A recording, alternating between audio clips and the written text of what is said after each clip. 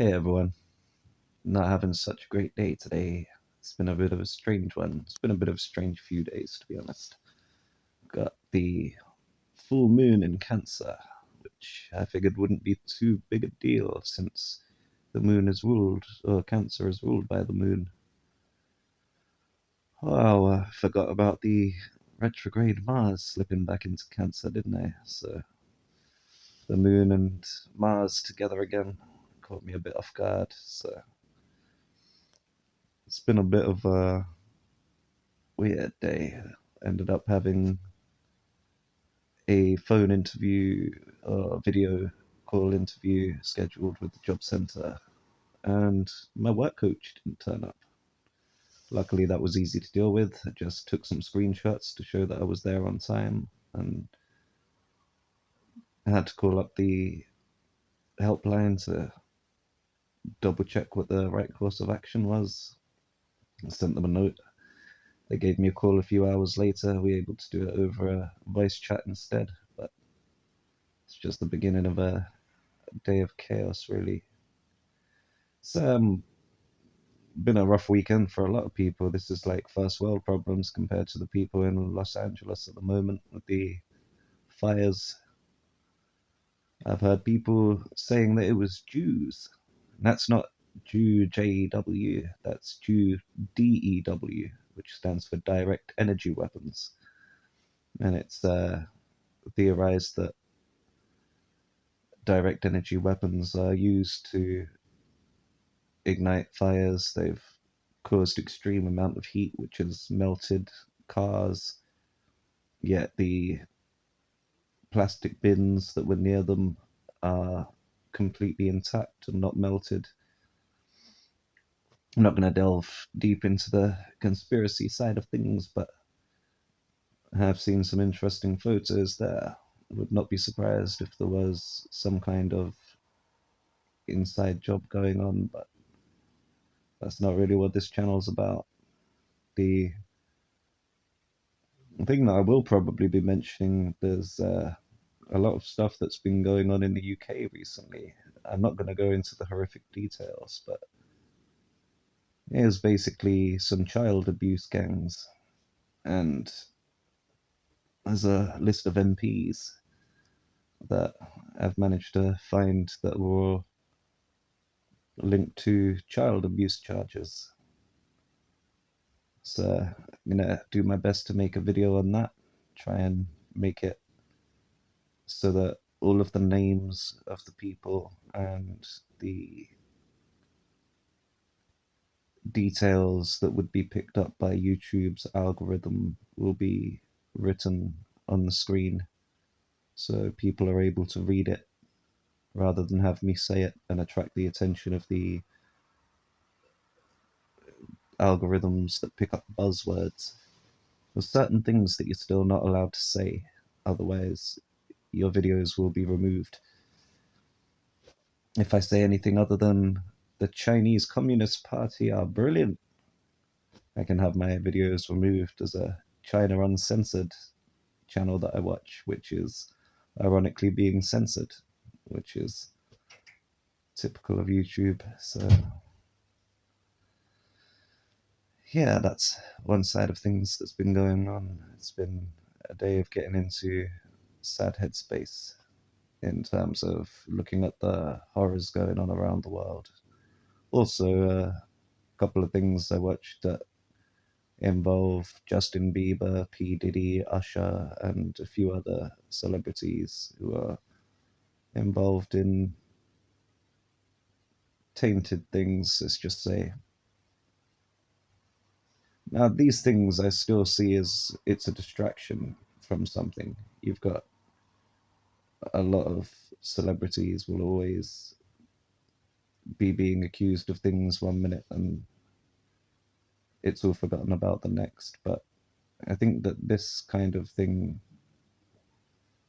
the way things have gone for the past few years, it feels different. It feels like this is all leading to something. If that is the case, we are in for a very strange year. And I've been having this feeling for a while. It's something that I felt, I mean, I didn't connect it so much with the change of government. Yeah, I'm going to be careful what I say in this video. There's been a few things, like I didn't expect it to be the start of the year of the snake, and that would be, I think, just 10 days after the regime change in America, where it will go from the Biden administration to the Trump administration. I don't want to jinx anything, touch some wood, say that I hope everything goes smoothly. Everyone expecting some kind of big tragedy to happen, and I really hope things aren't going down that path. If they don't go down that path, there's a big chance that a lot of things will be revealed this coming year, and it's going to be very hard to deal with because it's a lot of things coming out that are dark, nasty subjects. It involves a lot of people being abused, people like in the music industry especially, but people high up in government too. And yeah, I mean, I'm on the side of the truth must come out. I'm always tried to be at least on the side of truth. I mean, everybody lies. I do my best not to because it doesn't make me feel good. I like to feel good about myself, and even if I cause some upset, I like to be as honest as I can be, give my opinion, not back down. But yeah, that's all stuff in a bit of a downer vibe. So to get onto a bit of a lighter vibe, there's been a few things that I've been noticing when looking at the 3, 6, and 9. Actually, I started to look at the relationship between the numbers in numerology terms, because you probably see me do videos on the numbers 6 and 9, 6 being of the material world, 9 being divine.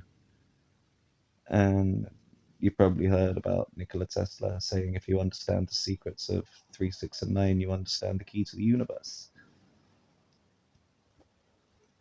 So I was having a look at a few things, and you've got the power of 3, you've got the material manifestation with 6, the crystallization into form, and then 9, which is a number of completion. It takes 9 months for your mum to complete the growth of the child, which would be you in the womb. I apologize if there are any people out there that were born using test tubes or born without the aid of a mother, but for the majority, it would be the gift of life from the mother, which takes the 9 months, delivers quite a nice link for us there. I think I said the word 9 at exactly 9 minutes just then. That was pretty cool. Yeah, the 3, 6, and 9 led me to some interesting things. I noticed that with the elements, which I was looking at when I was looking at the manifestation, the crystallization into form with the number 6, I looked at all of the elements on the periodic table that have 6 letters, and I used the American spellings. I'll explain why after. The amount that I found that had 6 letters was 18. 18 elements in the periodic table that have exactly 6 letters using the American spellings. I think there's cesium, where the English spelling would be Caesium, which I believe would be the Latin spelling as well. Top of my head, can't think of the other one, but it was something that I saw the links between these elements and the either the etymology or the function of the element seem to have a relevance with the number six and the theme of the number six. So I believe that they belong. And 18 is three sixes. Carbon is one of the elements, which is 6 protons, 6 neutrons, and 6 electrons. That's the 666. We've got some interesting ones like nickel, which was named after the nickel demon from German folklore. I think it was from something that they originally thought that they could extract copper from,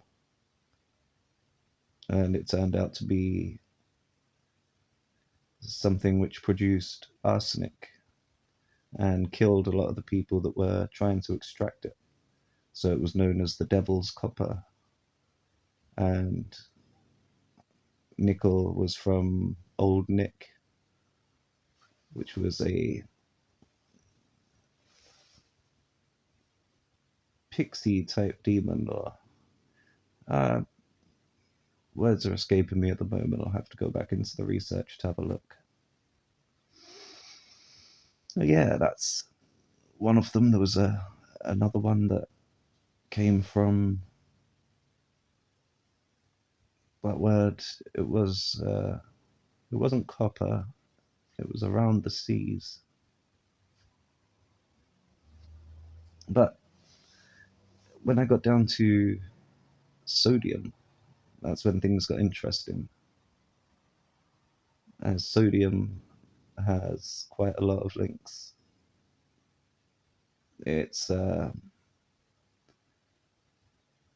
sodium was originally known as natrium or nitron in Greek. It was natrium in Latin, and before that in Egypt it was either NTJR or NTRY, because they didn't have vowels in this. So it was in the early forms of Egyptian, there was no vowel sounds. It worked a bit like an Abjad's alphabet. So a bit like Hebrew or Arabic or something where there were symbols to denote. Actually, Arabic, I think, had 3 vowel sounds, at least in the early days. I'm thinking of early Greek and Hebrew were the ones. Gonna have to Google that, I'm afraid. It's not been a good day. Mine's not with it right now. So it was NTRY means pure or divine in Egyptian. Then there was NTJR, which is the it means a divine force. So these words are the root words for nature and nutrient, and even the Hebrew word netta would have come from it. There's words that mean God or gods that come from netta. Think natar in Coptic was the word meaning kind of gods, but also demons, as back in this time it was a polytheistic religion that didn't believe that the gods were all knowing and all powerful. It believed that they were more just a divine energy, which could be either good or bad, positive or negative. So there was a lot of links with natrium. Then, even looking at sodium, you have the word sodium comes from soda. Soda was initially used as when they were making carbonated water. So, in the carbonation process, they put carbon dioxide gas into water. The sodium goes in to neutralize the acid that is created. And as the carbonated gas being pressurized into the water would have been a trade secret back in these days when it was first developed. A lot of people would have known about the sodium because a lot of people would have known the taste. It's not something you could hide. And it was commonly known as soda, like the drinks, carbonated drinks. You might have heard them called soda or pop, referring to the bubbles, the fizziness, fizzy drinks. So they reckon the word sodium came from an Arabic word, suad, which is a saltwort. It is a tubular type plant that grows in salty conditions, in very salty places. And it's used to treat headaches. They say that it was borrowed by Latin speakers when they ventured over to Arabic places or Egyptian places. They took the saltwort and they were using it for headaches. And the headache was called Suda, I believe. The idea then that the soda could have come from that is also possible. It's not agreed upon where the word soda actually originated, but there are a few theories. There was one theory that it came from Proto-Finnish word sota, meaning beneath or under or below, which refers to mining salt from underwater, presumably. But I think that the suad makes a lot of sense if you were to imagine the amount of development that was made in Arab speaking countries with alchemy, which I believe alchemy came from Kemet in Egypt, and that's where chemistry comes from as well. The advancements that were made in alchemy, him being able to use these things. I mean, soda would have been used in, or sodium, natrium would have been used in Egyptian times to mummify bodies. So it draws out all the moisture. And with with soda possibly being used to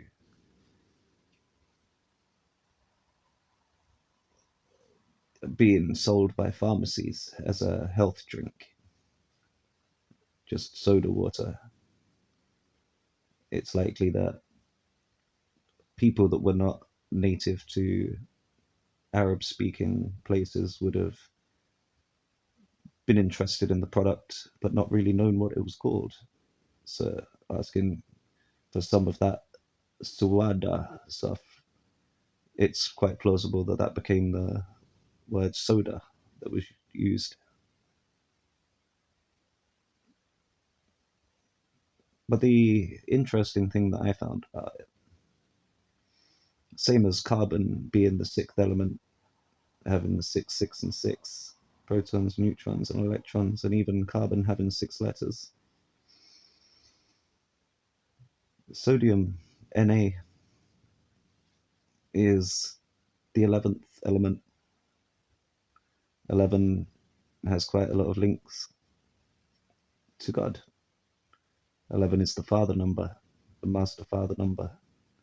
11, if you've seen my Links and Dinks of the Fool video, showing how the Aleph has the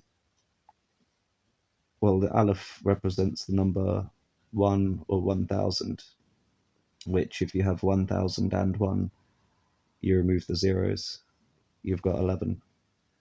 If you've got the glyph, the Aleph has a diagonal line and then a yod below and a yod above. Can't do these gang signs properly. But you've got the dividing line, then you've got little yod above, little yod below. The dividing line is a vav. The vav is the 6th letter of the Hebrew alphabet. The vav is the material world, which is used to separate the two yods. The two yods are the 10th letter of the Hebrew alphabet, which is the 1 plus 0 in numerology is 1. They are both 1, which is another kind of 11 balance, the 1 and 1. The 6 is connecting and dividing them. And that's like the material world here being the thing that allows duality. And this duality is the separation of God and man. As man was made in God's image, it would make sense for the yod above and the yod below. The word 11 even sounds like it has an aleph in, which is something I saw in a video from Black Sheep Researcher, who I will always mention, so I find his work fascinating. He's one of the best etymology videos I've seen on the internet. He has a lot of great information. I'll put a link in the description.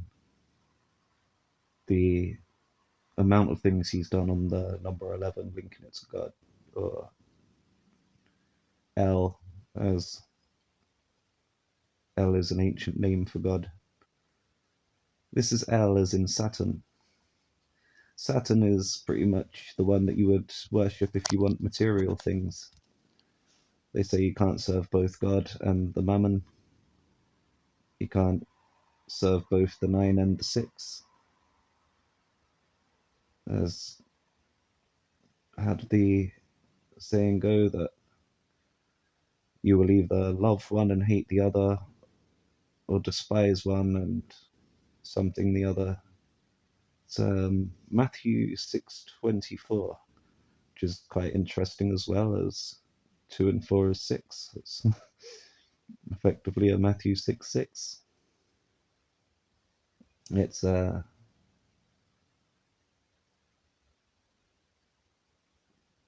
number 11 being El.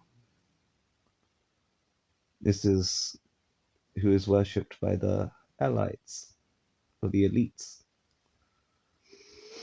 because the elites are the ones that want the material world pleasures. They're not too interested in spiritual world blessings. They're interested in getting physical, tangible things that they can have and enjoy now, and often not really caring at whose expense. 11, even though it is known as the master father number, and the Aleph represents the father, it appears twice in Abba, which is the Hebrew word for father. You got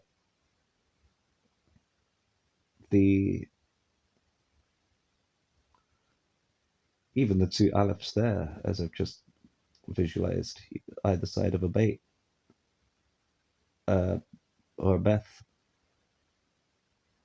The second letter of the Hebrew alphabet, which represents a home or a body, so a house. The Abba is said to be the master provider of the house, but as you have the two Alephs either side of the bait, is shows that you've got effectively a father and a son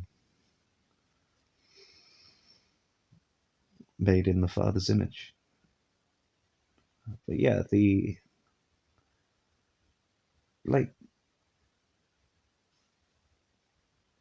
not that I'm trying to insult anyone's religion, but a lot of religions have a lot of links to Saturn, who is known as El.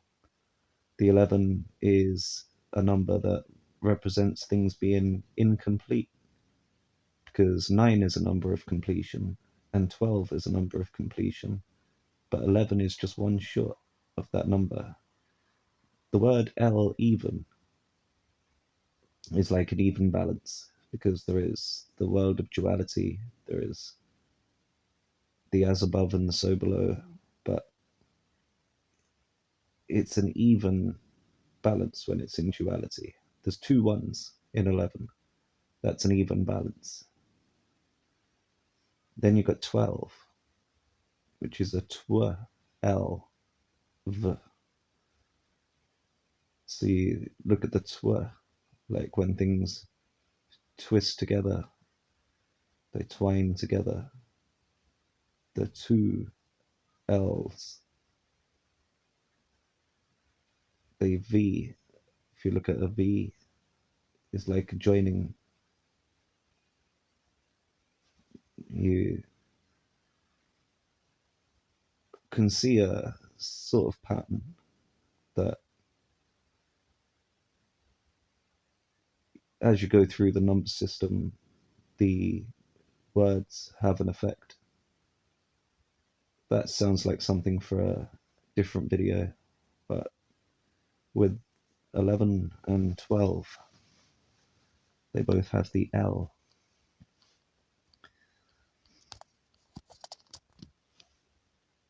I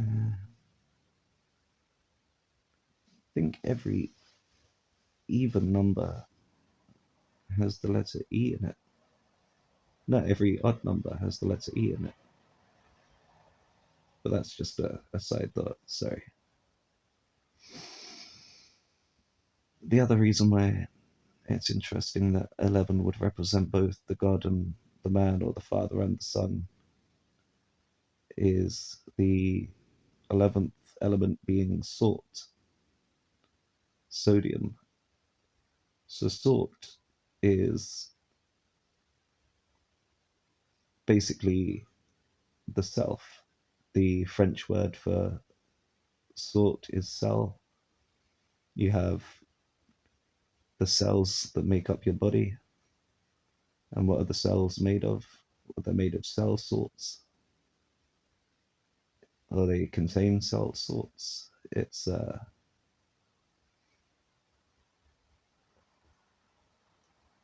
pretty much the housing of your soul, or the crystallization of the physical manifestation of the soul, which is also to do with the self. The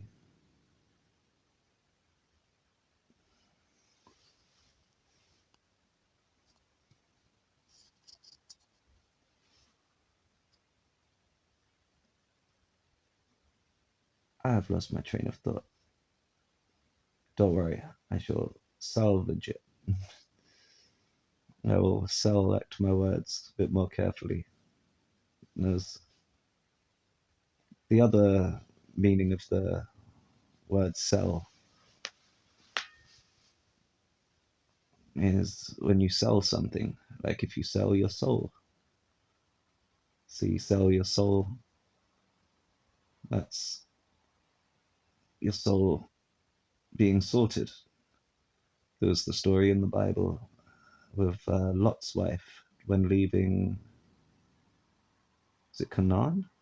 Or is it Sodom and Gomorrah?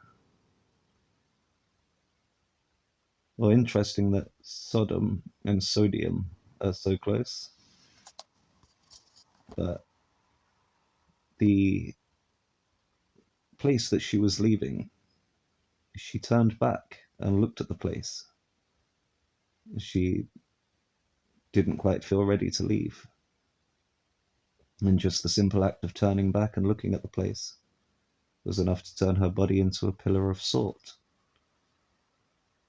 And I think that that's more a metaphorical of as you're leaving these places. I'm pretty sure that was Sodom and Gomorrah. As you leave these places behind, you're finding your soul. You're traveling with the soul. The soul being the sun, being the hero, being Jesus. That would be Jesus saying, "Come with me, let the dead bury their dead." That's the time when you need to leave the material world behind. When you get the message, you're given the opportunity to leave. You should take that opportunity, because if you turn back, you'll be a pillar of salt. It's like selling your soul. The turning back to look isn't so much the problem, because you could turn back to look and then turn back and keep walking. But I think it was metaphorically that if you turn back to those ways, that's when you will have sold your soul in order to carry on in the condition or state that you were in before.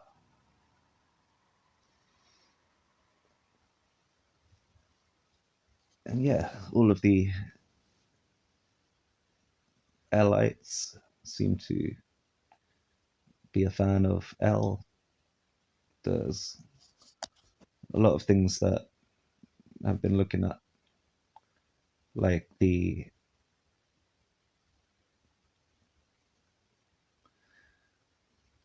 Santa with the elves and Santa or Saint Nicholas. Nico being Old Nick, the German pixie demon thing. The elves in Nordic culture was things that you would leave. You would leave out milk and biscuits or something for them as an offering to appease them so that they would leave you alone and not do nasty things to you, a bit like a trick or treat kind of situation. And yet these have been like the dark way of looking at it would be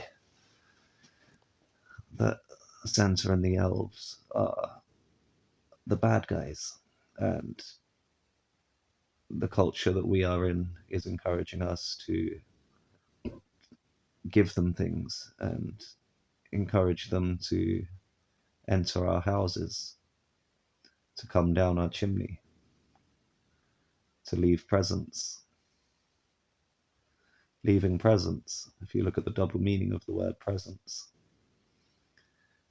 So you've got the presents as gifts, and you've got the presents as in your being. And if you have something else's presence inside of you, well, that's having a parasite. So it is interesting to look at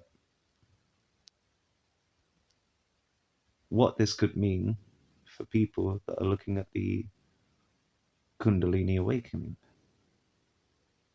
Like, they talk about the chakra system, and the metaphor is to do with the crown chakra, which would be the chimney. So the third eye and the crown are often both associated with Saturn, because as soon as the third eye bursts open, the pineal gland activates, the crown chakra will open and allow the light in. And they say that's when you get Santa coming down the chimney.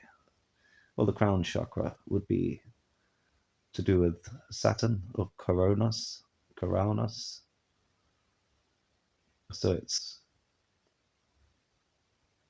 the entity will come in and leave the presence and then leave again.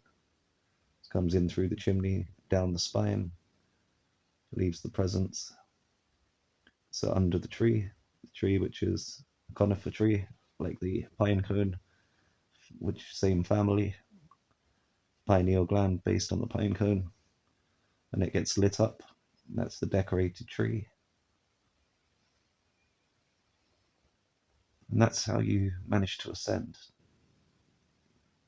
But the way that they show things is as if this is something that we are being encouraged to do to allow a parasite inside of us. I personally don't think this is the case. I think that it is more along the lines of he knows if you've been bad or good, so be good for goodness sake. And you hear about the presents that he would leave would be coal if you've been bad. And I think what that means is when he enters, you've got a clean vessel, a clean house. You've been a good person. It's evident in your body that you've been good to yourself and presumably others. The bad things that you do outwardly will reflect inwardly, so you end up with repercussions from that. And he knows if you've been bad or good. So his presence inside of you, this Saturn being Father Time, if you've been good, he can give you a different type of presence. The presence of our Lord, the King, with the Quran. So this is where it gets confusing, because we'd know Jesus as the King, as Christ means King. Christ Jesus, Jesus Christ. So the pineal gland is also representative of Jesus. Jesus represents both Jupiter and the sun. He represents the sun and the sun's journey through the 12 different zodiac signs, or disc eyeballs. They're apostles, they're posts around the disc. They're like the 12-spoked wheel. Each one of them has their own section, their own 30 degrees of it. During Scorpio, that's when the skies go grey for 30 days. They're silvery. That would be Judas and the 30 pieces of silver that he betrayed Jesus for. So where the sun starts to be hidden behind clouds. Scorpio is a water sign. So there's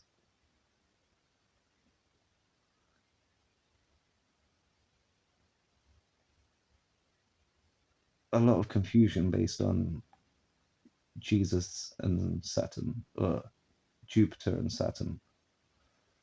Now, Jupiter is representative of the philosopher, which does represent Jesus. Jupiter is also representative of the hunter, which doesn't really represent Jesus. Like, you find yourself asking, which way would Jesus kill an animal? He wouldn't. Simple as that. So, I mean, unless you count the story in which Legion, who had many demons possessing him, had the demons cast out of him and placed into a field of pigs that were then sent off of the edge of the cliff to fall to their death. Perhaps that would be the way that Jesus would kill an animal. But then Jesus wasn't a physical person as such. These are stories, these are things that have metaphors and allegories in them embedded. Now, I do think that there are people out there that would have fit the description of the ascended masters, like Yeshua and Mary. And these would have been physical people, but their stories wouldn't be accurate because the stories are being syncretized together with what's going on in the stars and what's going on in the sine wave and what's going on in the basically every 12-step cycle, what goes on in the musical notes, what goes on in the 12 months around the year, So everything that you find in the scriptures tends to be relevant to modern day as well as ancient times. It's always relevant to you. The Bible may as well be called Insert Name Here, as it's about you. They say it stands for Basic Instructions Before Leaving Earth. It's the acronym BIBLE. It's also the Bible. There's the two bulls. The interesting link between the number 2 and bull as the second of the zodiac is Taurus. And the Taurus field is said to be what everything is made of. The Old Testament was known as the Torah. The Old Testament and the New Testament would be the two bulls. The Bible, the testament, to test a mind, as a mind is mental. So that's what you should read these books for. You shouldn't read it for being out and show at a church. Everyone sees that you're reading and make a big fuss of it. It's better to just read it to yourself for the sake of enjoying the knowledge that you gain from the book. That's the same with everything, with prayers, with fasting. I know I do videos about fasting, but I try not to do it for people all giving me a pat on the back or anything. Like I've got to be the weirdest vegan ever. I don't even like to associate with the word vegan. I have lots of friends that went vegan years ago, and I mean vegan activists, vegan. They were standing outside of like a McDonald's or something, holding up screens like this, just videos of animal abuse and stuff like that. And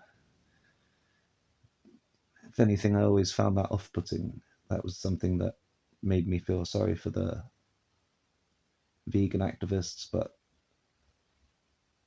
not really encouraging me to change my ways. Instead, it encourages you to come out with things like, but if animals don't want to be eaten, why do they taste so delicious? It's easier to disconnect from the horrible realities and crack jokes. And when I went vegan, when I stopped eating animal products, I'm technically not vegan because I still drink orange juice, and orange juice has shellac on the oranges, which can't always control that level of being able to avoid animal products. The shellac is from the insect that I believe it gets boiled out of them. It's a bit like the way that they harvest silk. It's not a very nice thing to do. It's a bit savage. So I'm not cool with that, but sometimes it's hard to try and you can only do so much to keep up with having decent drinks. Admittedly, I haven't bought it recently. I've been getting this one instead. Cold pressed instead. Well, that probably means that it's some kind of high pressure packaging that's involved, and it's not too great for you. There's also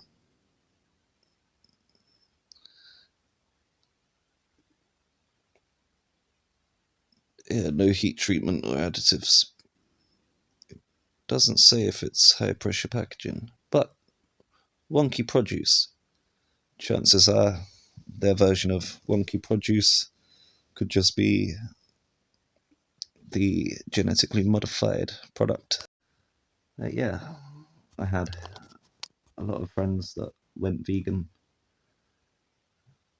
and went a bit activist, went a bit extreme, which I understand.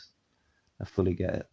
I went a bit extreme when I first started looking into things about child abuse and child trafficking and things going on around the world to do with Jimmy Savile and Jeffrey Epstein. And I was arguing with people for about a year before the Jeffrey Epstein story came out. There was videos I was sharing about it. There was loads of things that were kind of out in plain sight for anyone to see. And I had people there arguing with me saying, I'll come off of it. You can't expect us to believe that there's some kind of paedophile island out there where all of these celebrities go to visit. And that argument I had was the day before the news dropped in 2019. And I posted a link to the news being dropped, and I'm like, so is it still a conspiracy theory now? Am I still fantasizing this? Because it looks like it's in one of the papers that you read. Looks like it's on one of the news channels that you trust. Different story then, eh?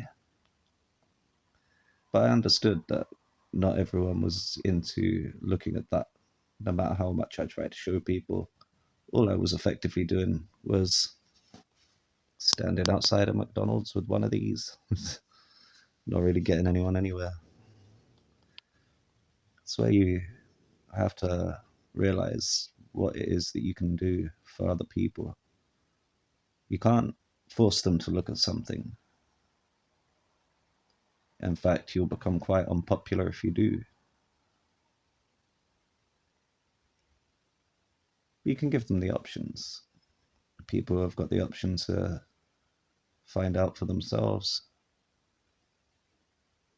The choice to know will be yours. And that's the way I feel about veganism. I see it as my choice to not eat animal products or animals. I don't expect that from everyone. I don't like to try and push everyone into what I'm doing. I tell everyone that they're scum if they eat animals or anything like that. I've eaten enough over my time. What you're no better or worse than me. Like, we're just people doing the best we can to survive in an environment which encourages you to do that kind of thing. How's the saying go? When in Rome, all roads lead to Rome. So it's kind of part of the test that we're placed here for. And you can't push people through a test. People will have to do it when they're ready. If they are ready. Like, some people won't be ready. Probably not in this lifetime. It's also something they mention in scripture about removing the logs from your own eyes before going around trying to remove splinters from everyone else's, which I think is a reference to everyone around you is a reflection of you, because we all reflect each other's being, because God put in himself into division, into duality. We're not just talking about one God, one man. We're looking at billions of entities and possibly billions of gods, if you were to think about it. As above, so below, there would have to be a kind of reflection that balances that. So if we've got something like 8 billion people that are alive on the planet right now, so how many? Is that 8 billion gods? 8 billion forms of the divine? Like, not just gods, but angels or other things, and then do demons fall into that category as well? Is that like the Egyptian nature? But it would be a lot more than just a division of two. It's more than just duality at this stage.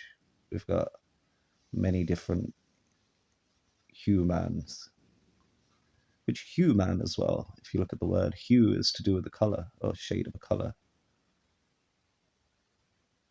And if you were to split God up, and if you imagine God is light, the light that's split up into everything as it goes into the prism, the bright white light that gets split into the 7 different colors. You split them down into different shades of different colors. I suppose you'd be able to get to 8 billion eventually. all with slight differences. So it's 8 billion reflections of ourselves, of what we would truly be at source. And that, I think, means that a lot of us are here to aid each other, to reflect things for each other, to help each other advance.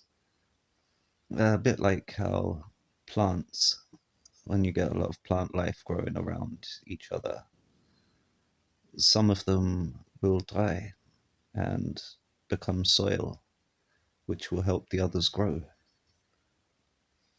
And that is kind of how we do as well. We will end up, some of us will go down to be an example to others, and it will help them to rise.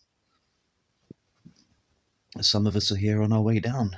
Some of us are heading towards the 6. Some of us are heading towards the 9. Some of us are serving the mammon. Some of us are serving the Lord. It's everybody's choice at the end of the day. So I'm not really into the vegan activism. I don't feel like it's my job to try and get everybody to eat. I don't know what's even the word, like healthier. I mean, I don't even think that necessarily it's going to be healthier for everyone.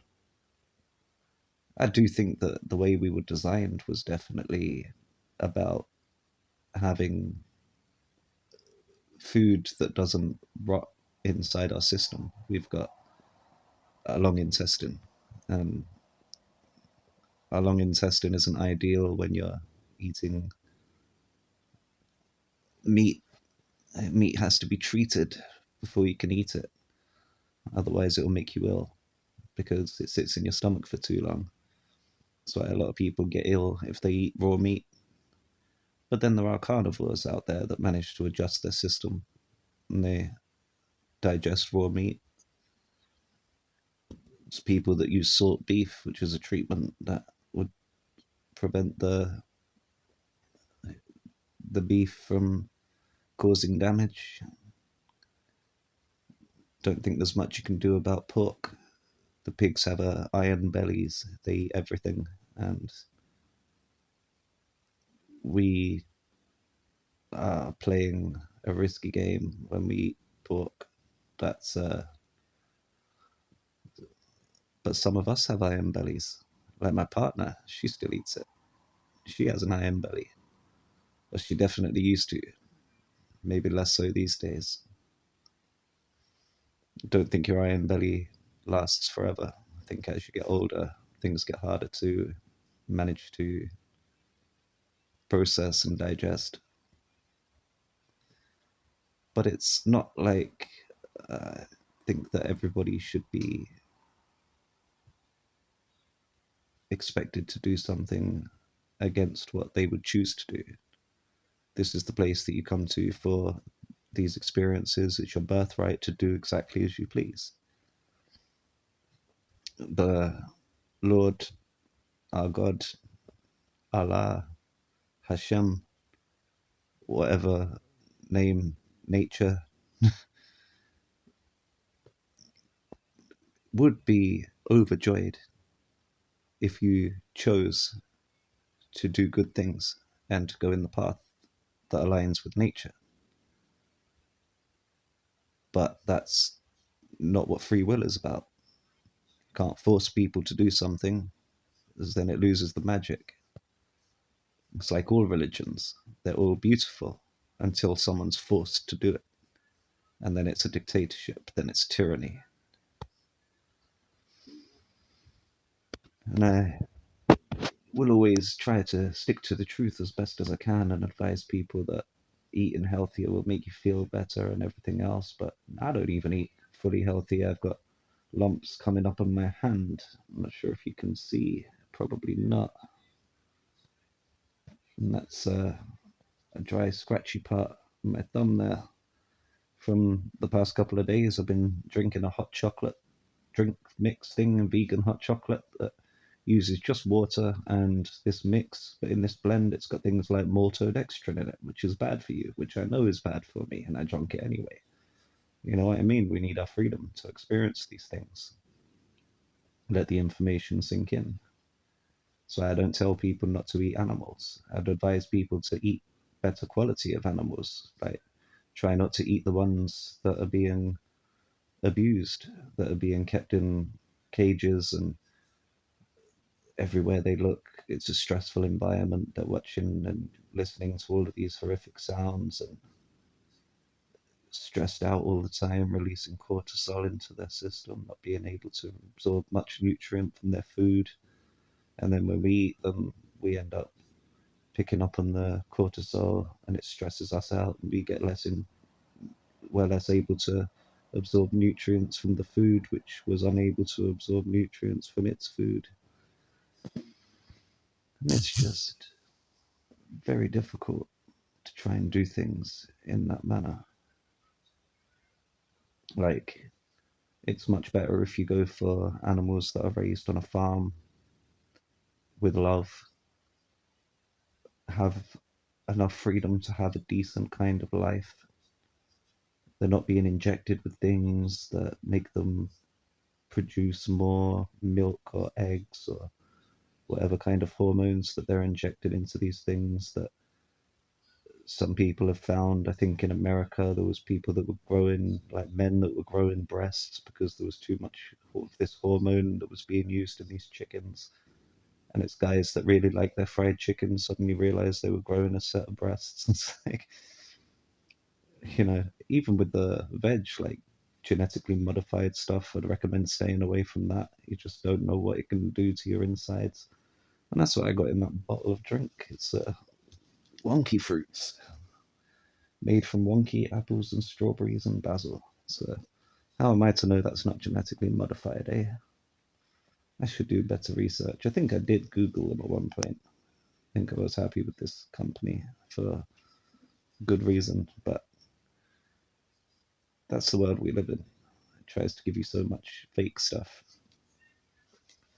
But yeah, I do it for me.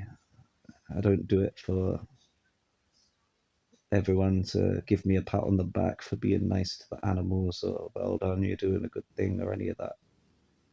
I had a large amount of people that I knew from the alternative crowd that I was hanging around with that went vegan and that would have a lot of respect for me for being 3 years vegan now. And I've told none of them. And I don't intend to, because this is for me, not for them. I don't care about getting recognition from people for any of it. It's what I eat.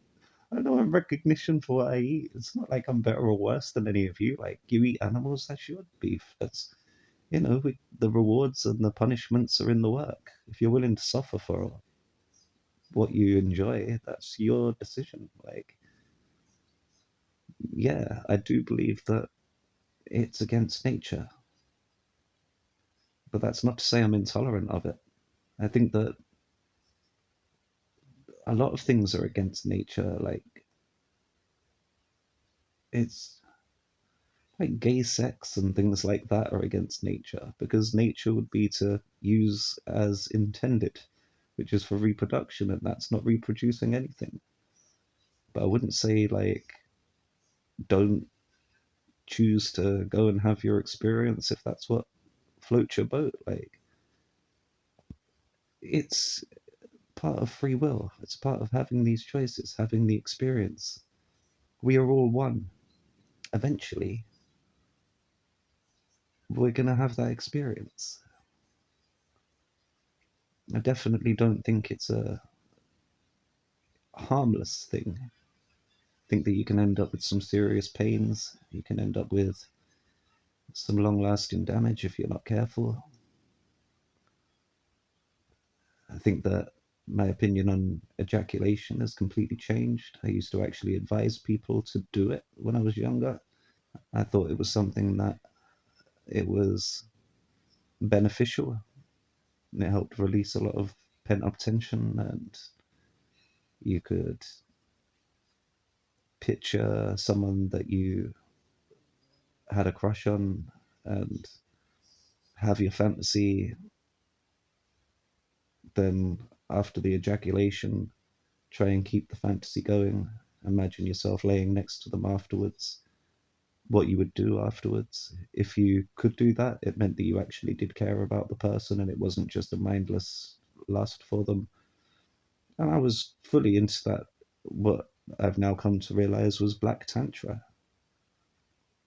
And it's to the point where I even trained myself to be able to ejaculate and then continue without stopping because I desensitized by overstimulation and I had to relearn how to do everything all over again. Like, because I completely changed my mind once I realized what seed wasting can do.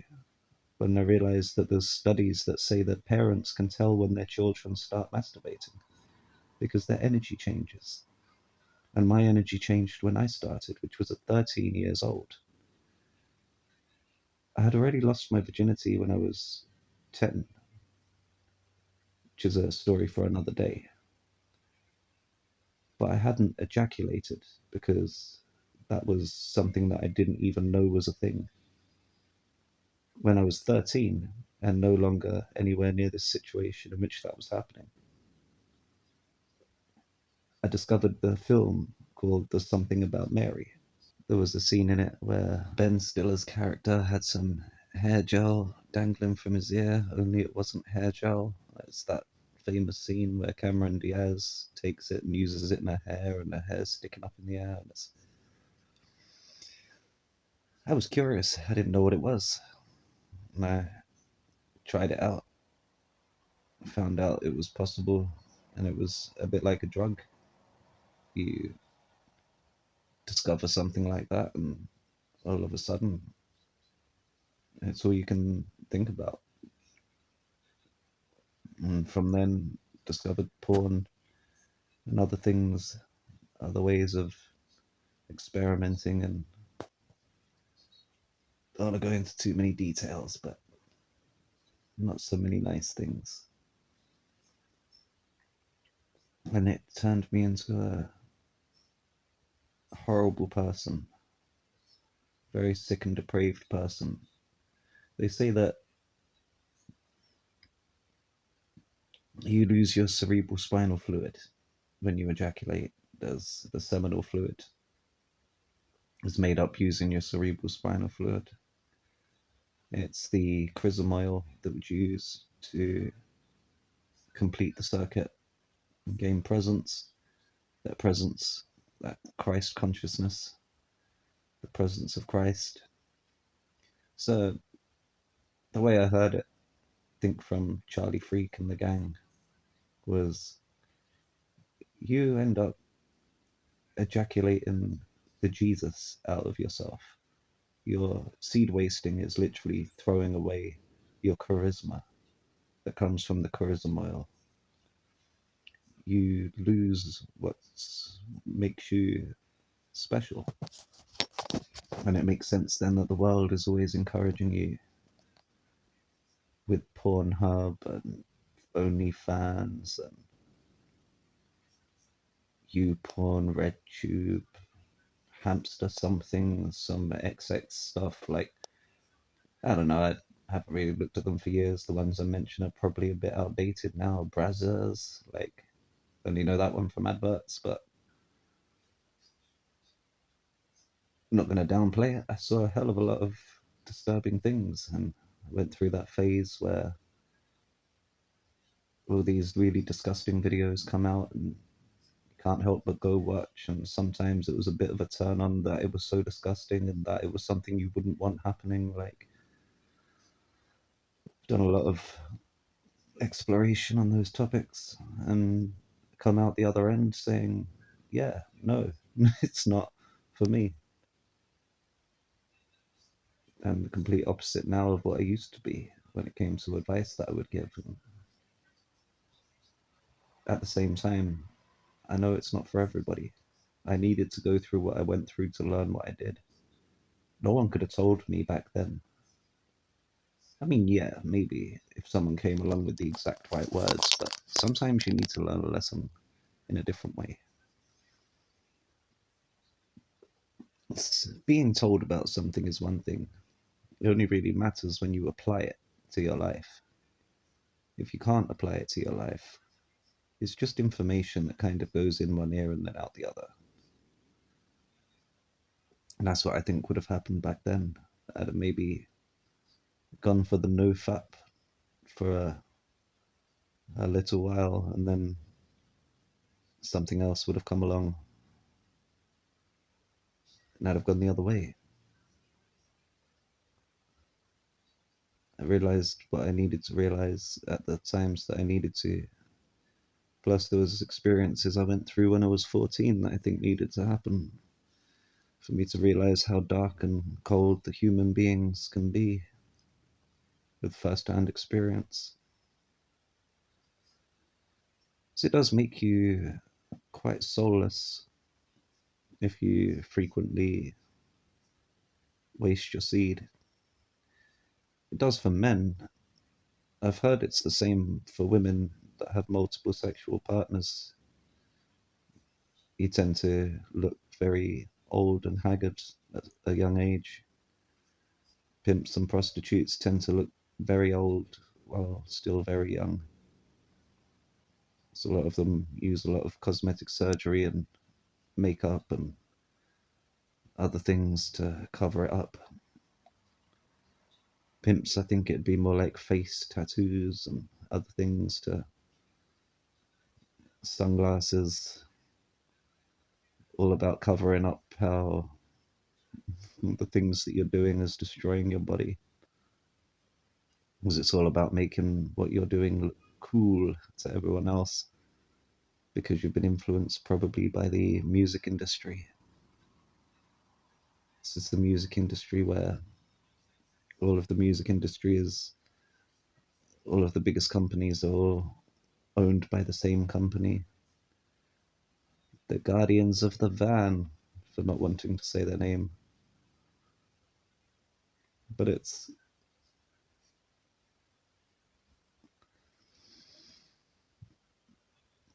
there's a lot of dark stuff on in the entertainment industry.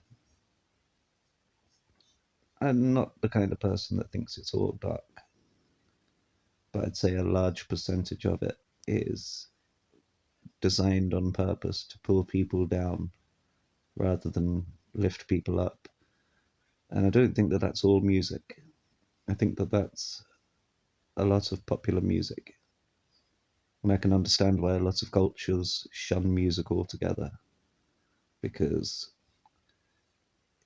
music is hypnotizing, and the words that go with it can be very influential.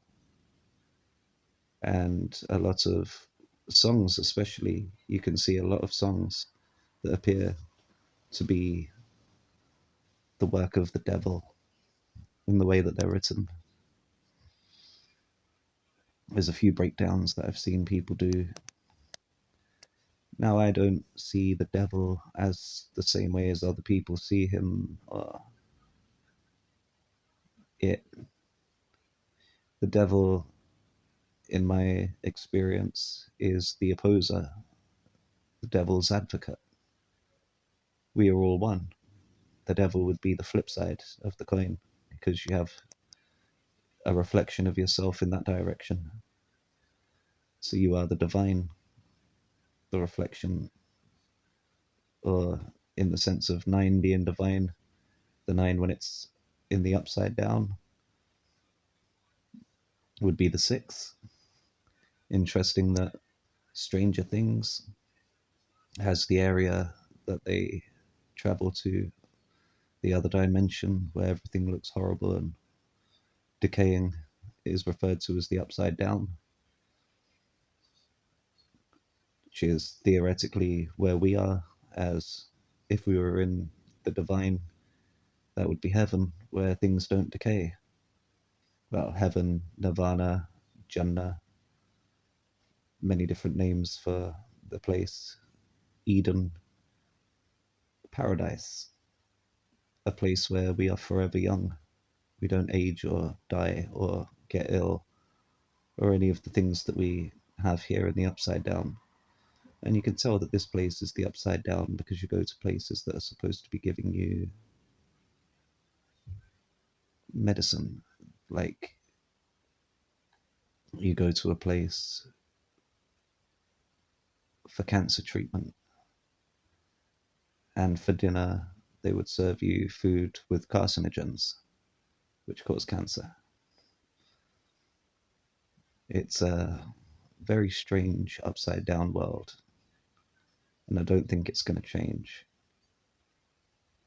I do like the idea that if enough of us were to change the world from within ourselves, that the external world would become a better place.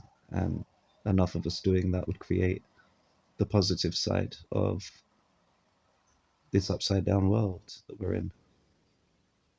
And that we could turn it back the right way up. We can flip things. But it's equally likely that that's never going to happen. And that the idea is we need to rise and leave this place to get to a better place. And that while we're here, we're going to have to just put up with all of the things that are upside down, the clown world, as they call it. It's like with the gender certificates and things. I'm not an anti-trans person. I don't have intolerance for people that believe that they were born in the wrong bodies and want to do extreme body modification to feel more comfortable in themselves. That's not an issue that I have. The issue that I do have is with the forcing it into a definition change, like with a certificate, because that's at that point where you're no longer living in a way that makes you feel comfortable. You're now forcing other people to accept a false reality, which is not healthy. That's going against nature. I've got no problems with people going against nature, but forcing others to do it is a definite no. It's like you can't cover a pig in cotton wool and sell it to someone as a sheep. It's false. It's not real. But I'm not against people. Well, I mean, it's probably not very nice for the pig. So, yeah, I'd be a little bit opposed to people super gluing wool to a pig. But, you know what I mean? It's if the pig itself decides it wants to roll around in cotton wool and get it stuck to its body and it likes being like that or whatever, then let that pig do that pig. Be a cool little pig. There's nothing wrong with him. Just expressing himself and enjoying life. Everything's cool until you force someone else. That's when it doesn't become cool anymore.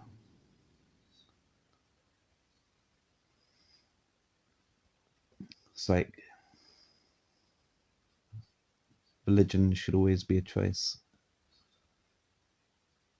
and spirituality should always be a choice, and ingesting things that you want to should be a choice, and going out there and telling people about it till you're blue in the face, it's only gonna distract you from sorting out your own problems. If you focus more on that, then at least you're awake enough that you can make these changes. Other people will when they're ready. It's not up to you to go around taking the splinters out of everyone else's eyes. It's up to us to remove the logs from our own. And everyone else around us is a reflection of us, of where we are at this exact moment. That's what decides who comes together and at what times, what's attracted and what's repelled. We are always in the presence of exactly who we need to be in the presence of at the given moment. whether it's for our benefit or for their benefit. Our character was needed to fill a role, or their character was needed to fill a role, for us to see the reflection of ourselves in each other. Those with the eyes to see and the ears to hear these messages were able to pick up on, well, eventually we're able to pick up on where we're going wrong. I think that's part of the magic of this world. Cooperation, in that sense, even though we're all one.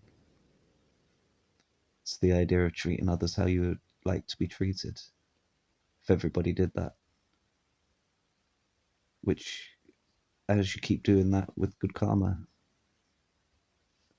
it would eventually be all that's returned.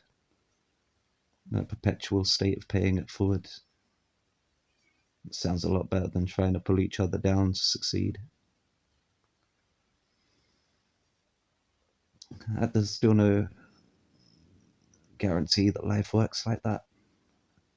You could end up spending your life paying it forward just to consistently see people coming into the world, taking more than their fair share, and making you feel like your efforts are wasted.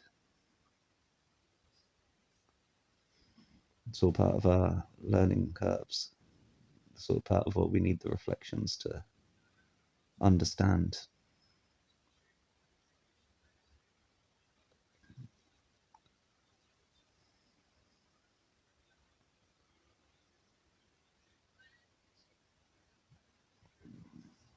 It's a world that,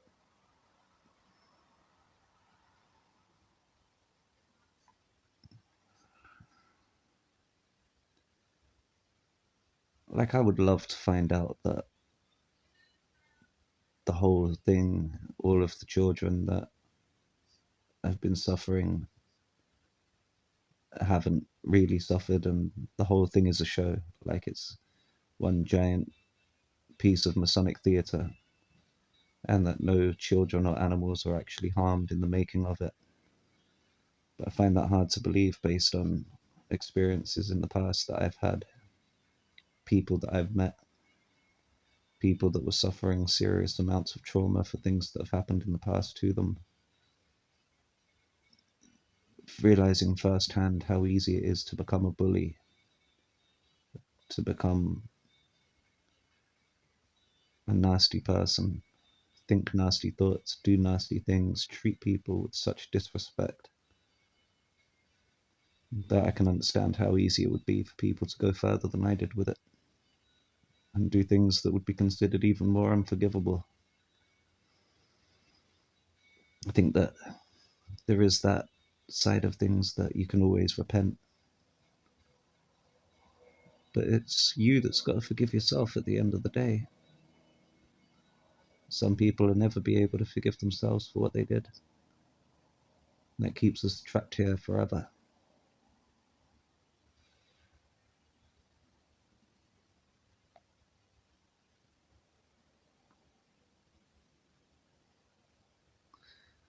Santa coming down the chimney and giving you coal as a present.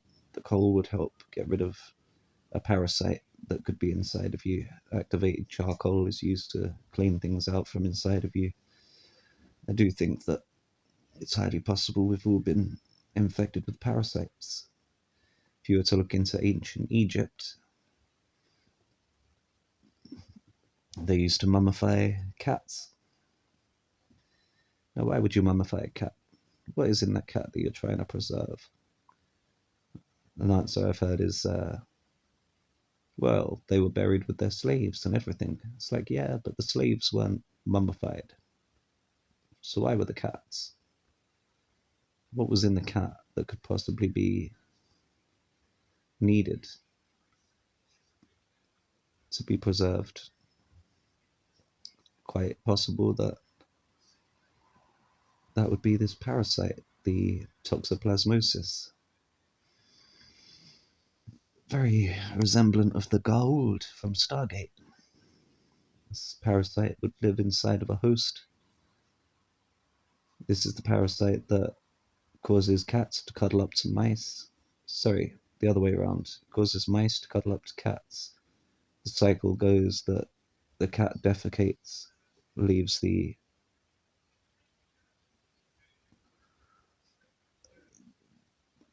eggs or the toxoplasmosis parasite in the feces, mice would curiously sniff the feces and get close enough to have the parasite enter them. The parasite then messes with the wiring, metaphorical wiring, it's not a computer mouse, and switches the fear and sex response. So things that would be normally seen as danger then becomes exciting. And I think that that is quite likely to be what they're using on humans. The mouse will smell a cat nearby, and instead of running off to hide, would seek out where the smell is coming from because they're now curious, a little bit turned on by the smell. It's now like a pheromone more than a warning sign. And they go and cuddle up to the cat, get eaten. And it's something that you get if you've ever lived around cats. And I've had many cats. And I had many experiences in my life where I've been having positive reactions to things I should have been considering as dangerous. It's something that it can make you sleep with people that you wouldn't normally sleep with, because even though logically you see it's a bad idea, you're drawn to it. The amount of people that you hear of that are drawn to toxic relationships, people that just can't quit that ex, that controlling, narcissistic ex, that psychopathic ex, that then becomes your current again because you just can't help yourself, even though you know that it doesn't feel right. Something about it that does feel right, like a compulsion. Especially when you see the amount that cat comes up. But I'm not anti-cat here. This is by no means am I against the cats. It's the parasite inside of the cats that causes the issues. And the parasite doesn't necessarily have to stay inside your body. There is ways of getting rid of them through fasting, fasting of food, fasting of water, fasting of thought. It's quite possible a lot of the thoughts that we receive, chemical signals from parasites. They say a lot of the urges that you get to eat junk food comes from the gut microbiome, which is teeming with life. You've got trillions of bacteria in there. All of them have preferred foods. Some of them are very toxic, or their byproducts are very toxic.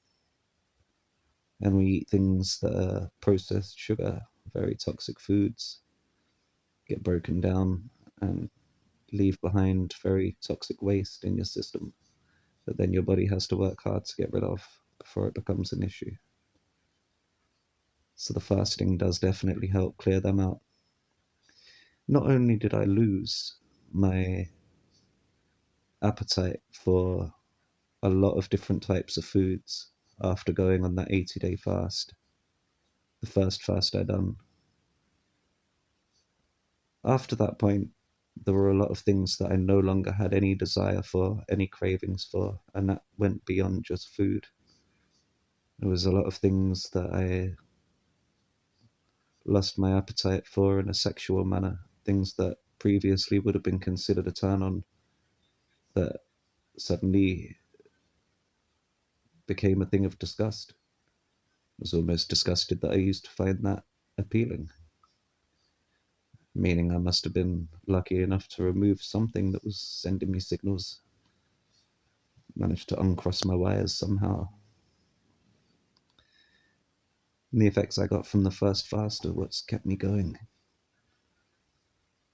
This is why I hold the beliefs that I do, that as disgusting as it is to think about, the world could be controlled using parasites.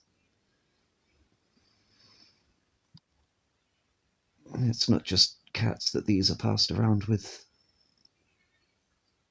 I think that a lot of it's in the food. I've seen the videos of things in McDonald's chips and chicken nuggets. And people put them under the microscope, and you see things that are moving around. There was all of the mRNA things people were talking about. There's loads of videos, which the video footage, granted, might not be legit.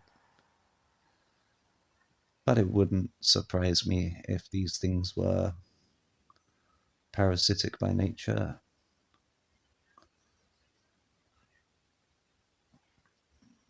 This is even things that could be programmed to act in similar ways to a parasite. Now, it would make sense when you look at the way that the parasite behaves. It's something that encourages you to have sex even with partners that you would never have chosen, because it can't reproduce your body. It's a parasite that needs a host. It needs a host body. So it will encourage you to have a child and then contaminate that child. It's something that doctors warn pregnant mothers to stay away from cat litter, because if the child gets exposed to it at too young of an age, it can go blind. So if it's exposed while still in the womb, that could be a very costly mistake.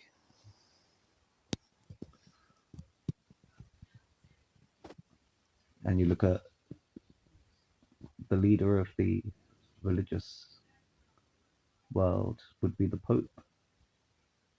You have, yeah, I mean, like the Dalai Lama and other people, that the three Abrahamic religions, at least, uh, all answering to the Pope. Now, the Pope would be a Catholic, or a Catholic. They have the cathedrals. It's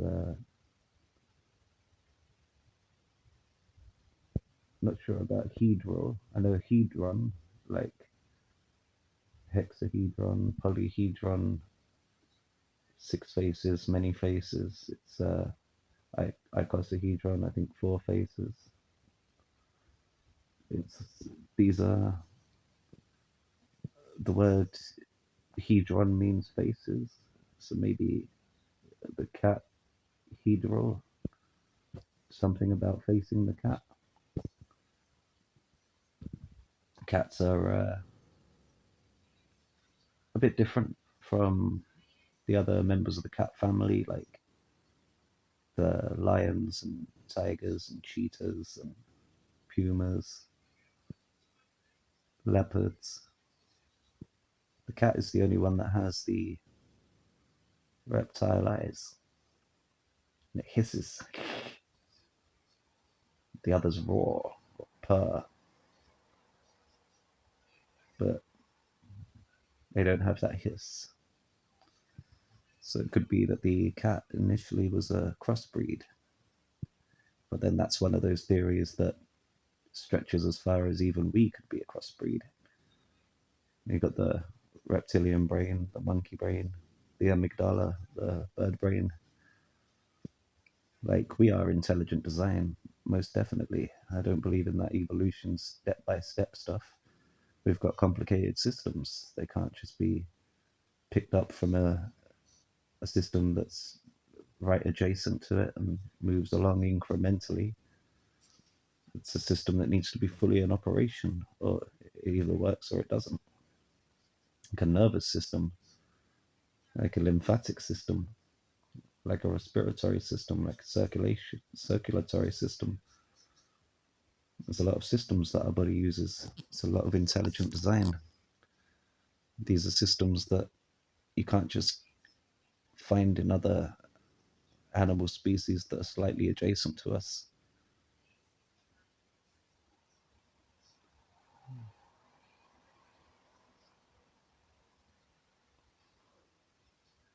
It's definite that we are intelligent design, whether by nature or by God. And we have a choice in life that we can either go with God and with nature, or against God and against nature.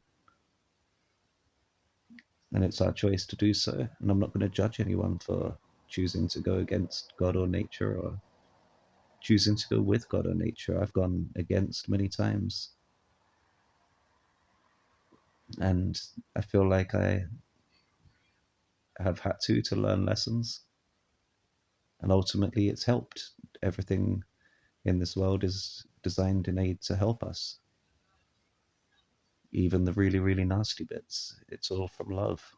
Tough love, albeit, but love nonetheless. And sometimes you feel like the world is against you. Well, the world is only against you if you are going against the world. If you're going against nature, then it feels like nature is against you. It's like if you were to drive the wrong way down a motorway, it might feel like everyone else is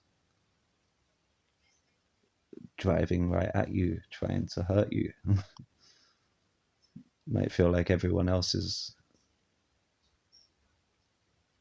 out to get you or against you, when really you've just come off the path. And that's what this place is about. I don't think that Saturn is evil. I think Saturn's about being a stern father, tough love. It's the god of agriculture in the old world, and would be holding a sickle or scythe because of the harvest. And during the harvest, that's when you reap what you sow. And that's how we are rewarded and punished for the work that we do, by reaping what we sow. Saturn is the god of karma.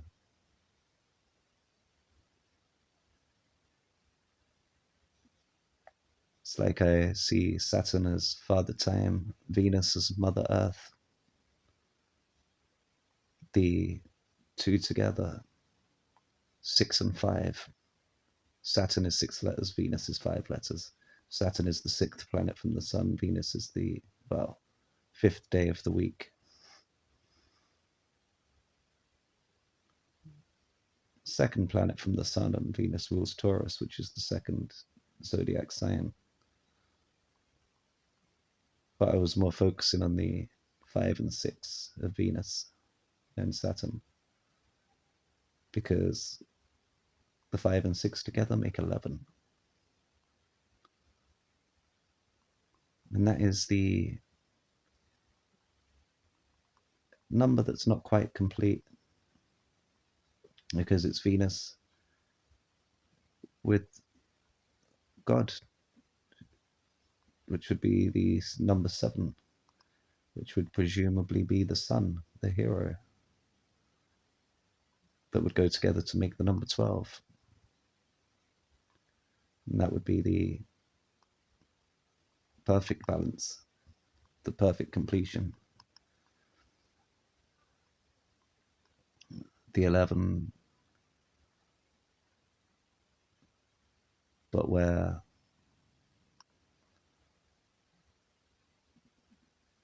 there is an extra 1 involved.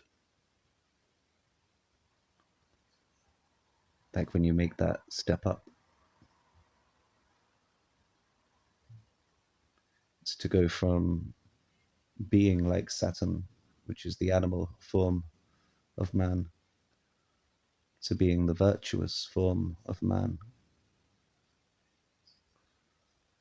I think virtuous might be 7 letters. UOUS.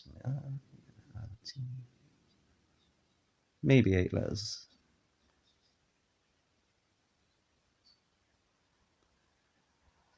I mean, virtue is 6, so if you can have virtue, you could become virtual. Might be the case. Maybe I'm looking too much into the wrong words. I find it very interesting when they do line up. I don't find it too clever when I'm pushing them together.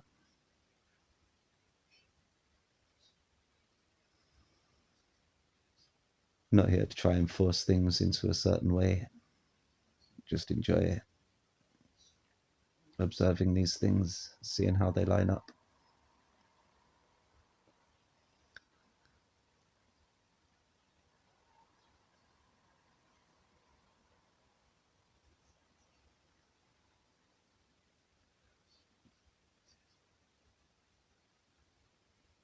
Where we are is a place of tough love. It is the physical world. It is the material world. It's where we get thrown in with the wolves. It's actually a wolf moon tonight, the full moon.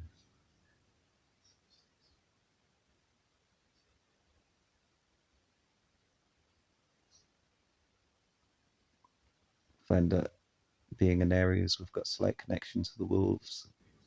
Aries syncretizes with the year of the dog, which is the same as the wolf family. The connection between the sheep and the dog is quite obvious. And the shepherd usually has a sheepdog. And the wolf. You ever heard of a wolf in sheep's clothing?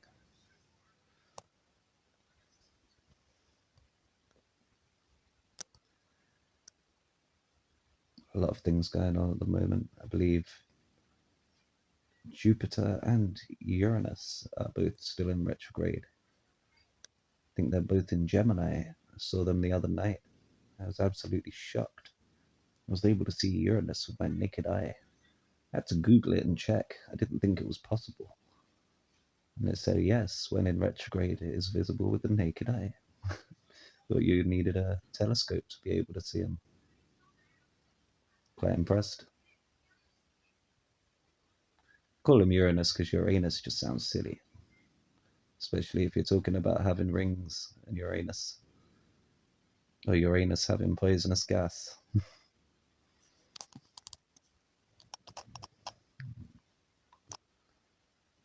Uranus, the father of Saturn.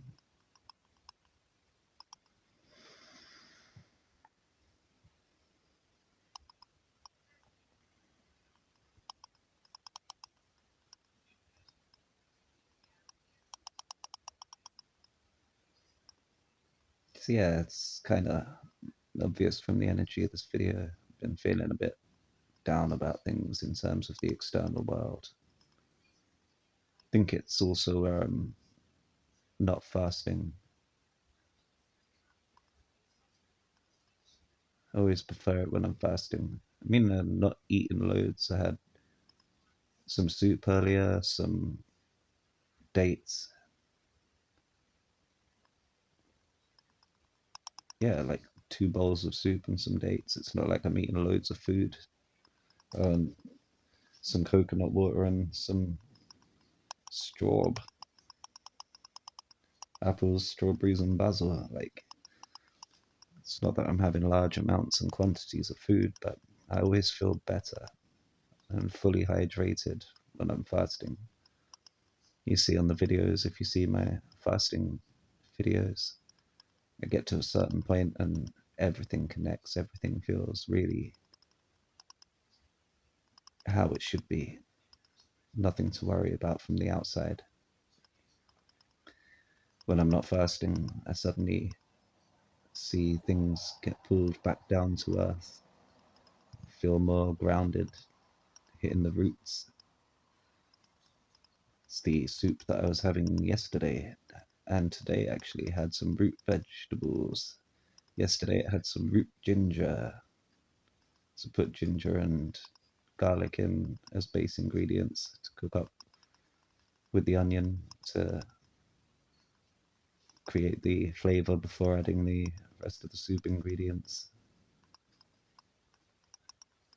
The day before that I had soup as well.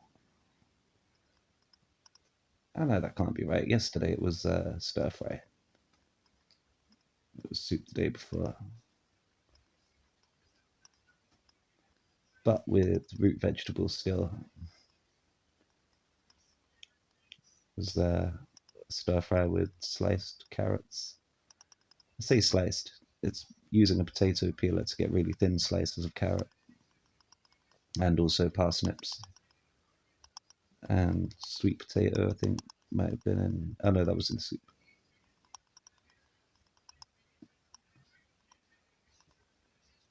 Yeah, ginger as well in the stir fry, which would have been another root veg. Anyway, coming off topic here, all of the root stuff tends to pull you down into the root chakras. Found this when doing the sattvic diet for Navaratri, and even just as simple as having ginger could pull you back down to the root. The next day, having food that had nothing in it, that was without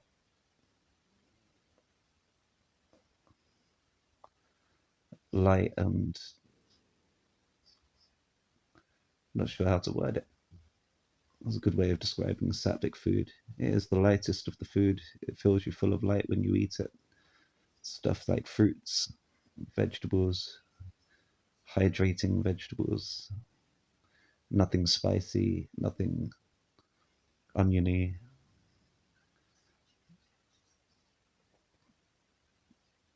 And my body felt incredible.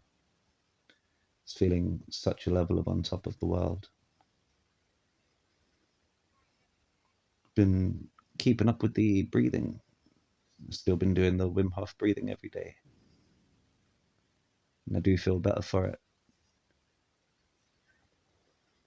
I realized in the first week of it, what I was doing was more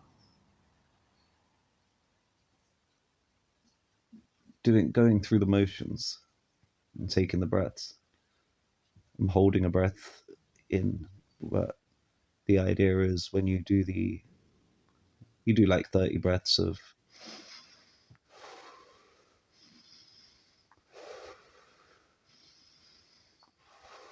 and then afterwards on the 30th one you're supposed to, after breathing in fully, you breathe out fully.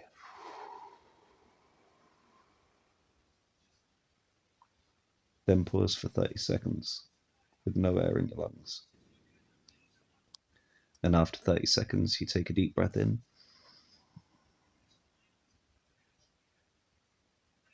hold it for 15 seconds. And then when you breathe that out, you have a couple of seconds to get ready for the next set of 30 breaths in and out.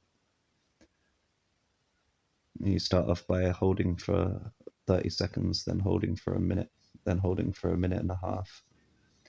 And what I mean by going through the motions is that instead of breathing out all the way, was doing the breaths and then breathing in, holding it. When it gets to 30 seconds left, breathe out most of the way. When it gets to 5 seconds left, push out all of the remaining air in my lungs. Deep breath in, and then hold for 15 seconds. And is the that was like getting my lungs used to taking in the air again, because it's been a while since I've done it. But when I was doing it last time, I was trying it for a New Year's resolution thing, see if I can do it every day, keep up with it. I was getting really good at it. I was doing the Wim Hof exercise at first and then moving on to another one that was from a different channel, like breath something. It was basically the same thing, except instead of starting off at 30 seconds, then going to a minute, then going to a minute and a half, you start at a minute and a half, then there was another minute and a half, then there was 2 minutes, then there's 2.5, then there's 3 minutes, then there's 4 minutes.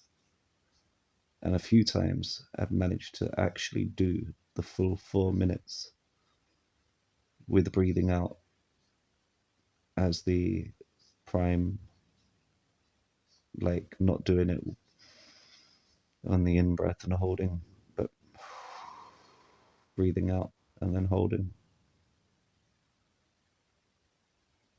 Because at that point, I'm not going through the motions and, flicking through my phone and doing something else while doing the breathing exercise. This involves laying down, calming my nervous system, slowing down my heartbeat, taking less of the oxygen. It's allowing my body to feel rather than think. And a bit similar to being able to successfully do the language learning app. I was able to lay there in stillness and silence without thinking because thoughts were using up some of that oxygen that I'd breathed in or that I'd circulated around my body with the 30 breaths beforehand.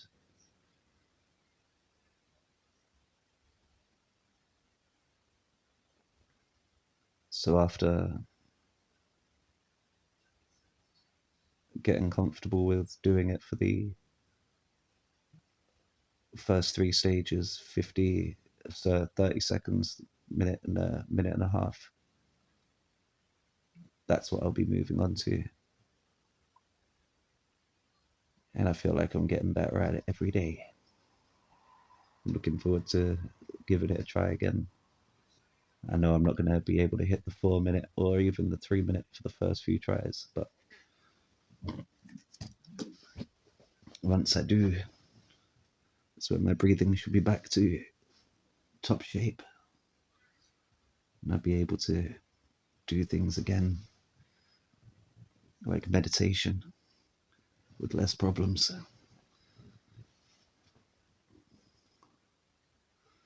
I think that's the order it goes in, really. When you're trying to find your way out of this physical world and rise above, is the physical is the root, the Muladhara chakra, the red, the root. It's the closest to the physical realm.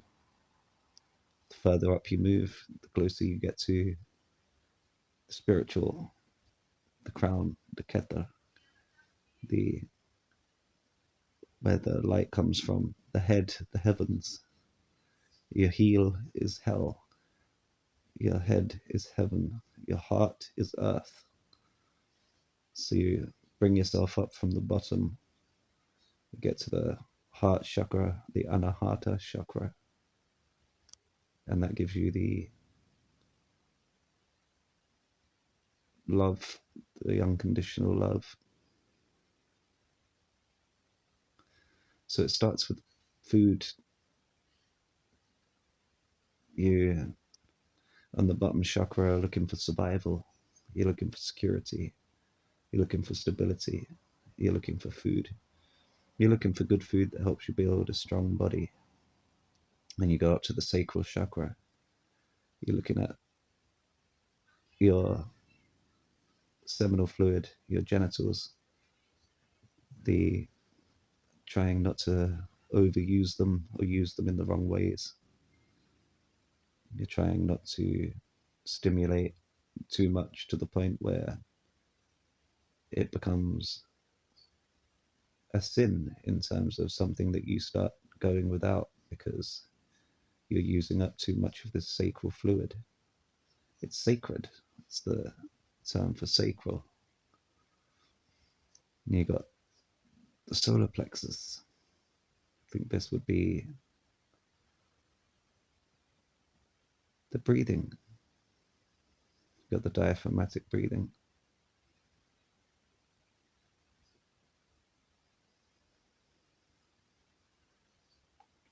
It starts with the food, then stop wasting the seed, then start breathing deeply. Then you get to the heart chakra. And that's where I think it's good to start sitting in stillness and silence because you found the middle and that's balance. Then there's the throat chakra. I think that's where you start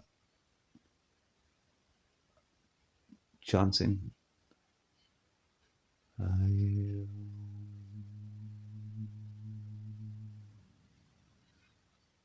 The Om chant, when you use all of the vowels, does make your body feel a lot better. If you're able to do that chanting and keep the humming going, you can get extra tones. It sometimes feels like you're humming about 3 different vowel sounds at once. And if you can find the harmony in that, I think that with the rhythm of everything else, staying balanced, being able to keep yourself more or less still apart from the deep breaths and the humming vibration. The third eye chakra or Ajna chakra would be stilling your thoughts, the fasting of thoughts. You stop yourself from thinking consciously or taking the conscious thoughts and running with them. So when you want to put your stories down, say we don't need them for now, it's enough with the stories, just leave it down. So I don't need that thought. Just put that thought down for a moment. Just allow your mind to experience the boundless ocean, emptiness.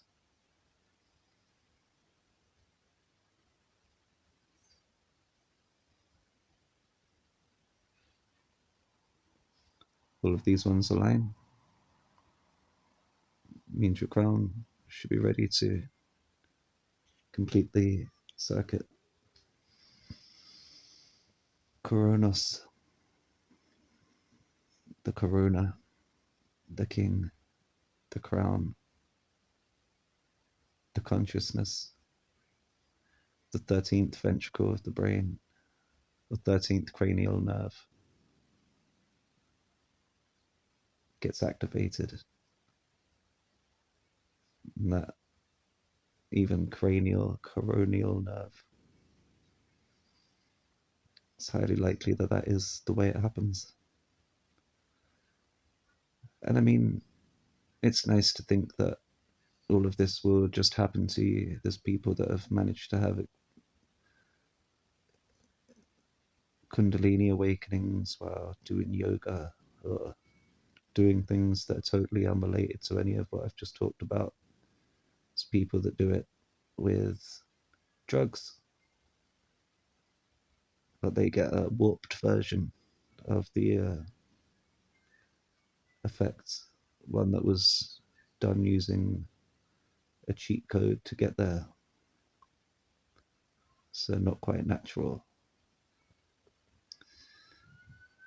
To get there the natural way would require starting with the food,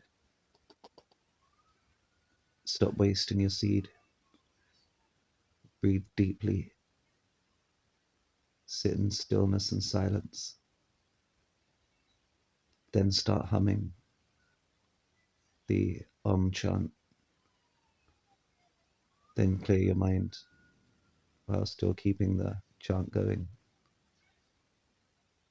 Then you've unlocked the Christ consciousness. And if you choose not to do it, that's fine. That's perfectly fine. Not everyone is here to rise. Some of us are here to go down. Some of us are here to go up. I don't know where I'm meant to go, or if I'm even meant to go anywhere, or if it's still a choice. I don't know where I want to go. I think that I prefer to go up than down. But for the moment, I'm perfectly content staying here, just talking about it, spending time feeling gratitude for the life that I have and the people that are still in it, enjoying spending my time with the people I know in the physical realm, learn more from the physical realm. Feel like I've come a long way in my understanding in this realm, but I'm not a believer in you only live once. I think your body might only live once, and we get reincarnated after we die. But it's just as possible that we can get resurrected after we die in the same bodies and given another chance. It's quite possible that you could die and then wake up and it's all a dream. It's a world of infinite possibilities. So it's difficult. It's also trying to wait until it feels right. And I think it won't feel right for me until I feel like my body is completely clean. Once I've fully cleaned my temple, that's when I think I'll be ready. And I think that that will reflect when I'm finally finished helping my partner tidy up and helping my mum and helping tidy up all of the mess that I've created in these places, all of my mess. Once I manage to get rid of a load of things that I no longer need, the things that are no longer serving me, the more baggage you get rid of, the lighter you become.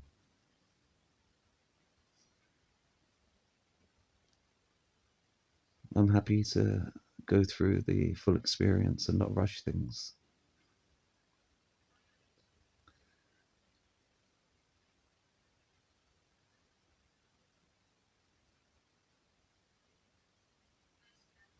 And I think, yeah, that is where I am with the videos. I apologize. It's taken a couple of days again to release this. One of the reasons for that is that 2 days ago when I went to make a video, I had no room. So I decided that 2.5 hour video that I made, I would upload it to Rumble and then delete it. And it took 21 hours.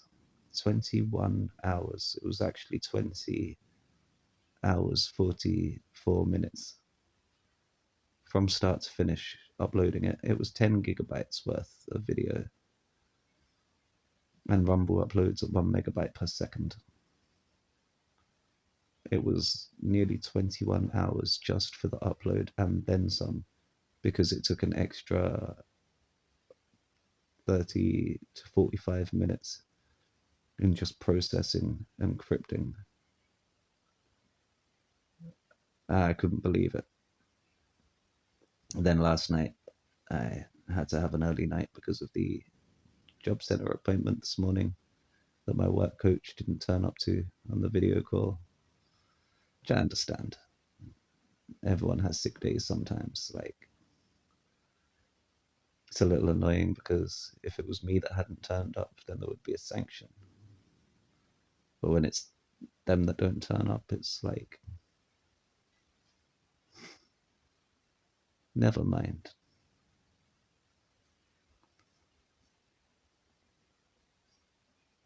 So yeah, things have been a bit of a downer, but I still feel calm and like I'm doing the right thing. The moon and Mars in their positions today crept up on me. I wasn't expecting it. If I'd have been paying more attention, I'd have seen that the Mars and moon were about to cross over again, which is that mix of energy. The full moon, which is about rest and recuperation and healing, and Mars, which is the burning passion, the action, Sorry, not so much burning passion, it's the action. It was when it was in Leo, about action linked with passion. And that's when I had encouragement to post more videos and do more things, be more active. The Mars moving back into Cancer in retrograde. Cancer is the home, or the mother, or the family aspect. And coincidentally, I came down to visit my mum just before the moon went into Cancer. And then today I just had a very weird urge to, when you feel like you should be doing something but you're not. And it was to do with things that me and my mum look into, like the being aware of different things going on around the world, the child abuse gangs and the politicians that are involved and the other people that are involved in child abuse and the music industry. And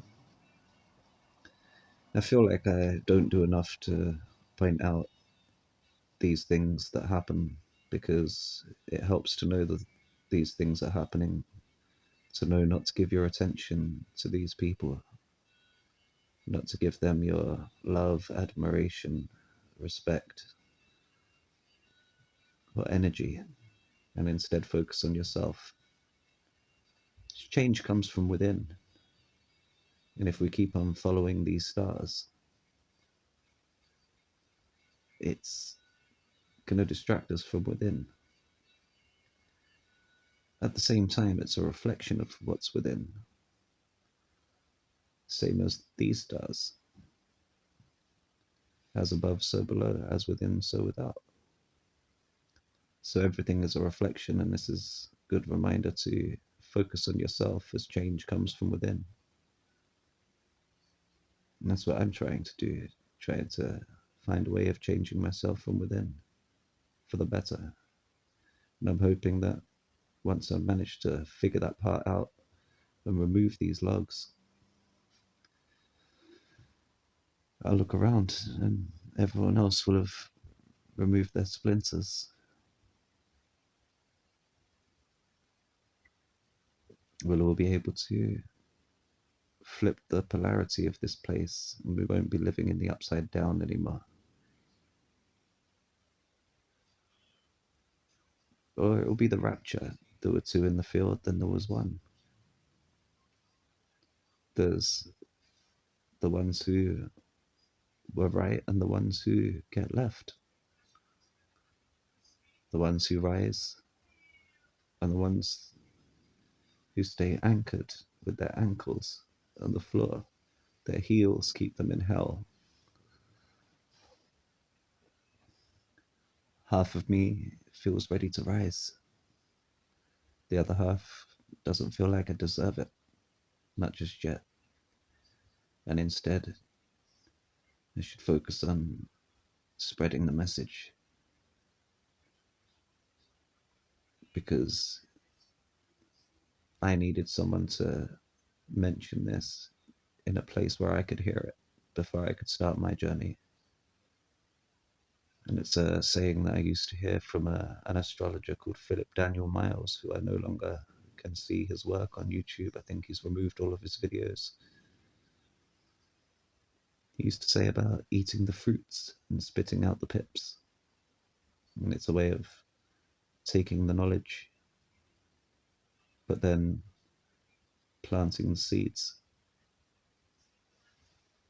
I feel like I've done a lot of eating fruit, not a lot of planting of seeds. And you reap what you sow at the end of the day. So that's something I should focus on more.